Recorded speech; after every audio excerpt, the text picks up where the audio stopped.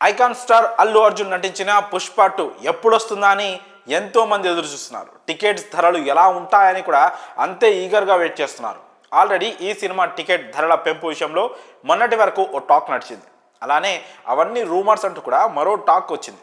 దీంతో అసలు టికెట్ ధరలు ఎలా ఉంటాయా, పెరిగితే ఎంత ఉంటాయి అని అంత ఆసక్తిగా ఎదురు చూస్తున్నారు.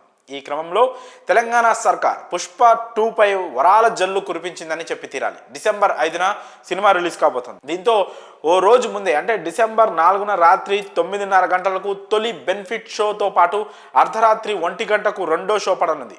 వీటి టికెట్ ధరలు సింగిల్ స్క్రీన్కు 1121 రూపాయలు, మల్టీప్లెక్స్కు 1239 రూపాయలుగా కేటాయించారు. ఇక ఆ తర్వాత మొదటి 4 రోజులు అంటే డిసెంబర్ 5 నుంచి 8 వరకు సింగిల్ స్క్రీన్కు 354, మల్టీప్లెక్స్కు 531, అలాగే డిసెంబర్ 9 నుంచి 16 వరకు సింగిల్ స్క్రీన్లో 300, మల్టీప్లెక్స్లో 472.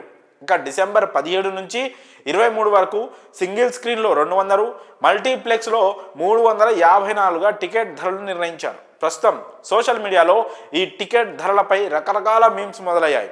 వాస్తవానికి సామాన్యులకు ఈ ధరలు ఎక్కువగానే అనిపిస్తాయి, కానీ ఫ్యాన్స్ మాత్రం ఎప్పుడెప్పుడు సినిమా చూద్దామని ఎదురు చూస్తున్నారు. సో వారికి టికెట్ ధరల కంటే కూడా సినిమా చూడటమే ముఖ్యమని అనుకుంటూ ఉంటారు. కాబట్టి మొదటి వారం రోజులు కూడా ఫ్యాన్స్తోనే థియేటర్స్ నిండిపోతాయి. ఇక ఆ తర్వాత మెల్లగా మూవీ లవర్స్ అంతా క్యూ కడతారు. మరో విధంగా టికెట్ ధరలు పెంచడం అనేది పుష్ప 2 మేకర్స్కు బిగ్గెస్ట్ ప్లస్ అవుతుంది. ఇప్పుడు పెంచిన ధరలను బట్టి ఈజీగా మొదటి వారంలోనే పుష్ప 2 అనుకున్న రికార్డ్స్ను అందుకునే ఛాన్స్ ఉంది. అదేవిధంగా ఏపీలో కూడా పెంచితే మాత్రం ఖచ్చితంగా ఈ సినిమా 2 వారాల్లోనే తెలుగు స్టేట్స్లో బ్రేక్ ఈవెన్ దాటి లాభాల బాట పడుతోంది. ప్రస్తుతానికైతే అక్కడ టికెట్ ధరల గురించి ఎలాంటి అప్డేట్ లేదు. అలాగే బుకింగ్స్ కూడా ఇంకా ఓపెన్ చేయలేదు. పుష్ప 2 ఇంకొక ఈవెంట్ను ఫినిష్ చేసుకోవాల్సి ఉంది. కాబట్టి అది కూడా కంప్లీట్ అయిన తర్వాత బుకింగ్స్ ఓపెన్ చేసే ఛాన్స్ ఉంది.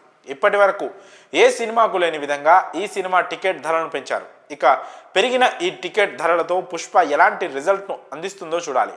మరి ఈ టికెట్ ధరలపై మీ అభిప్రాయాలను కామెంట్స్ రూపంలో తెలియజేయండి.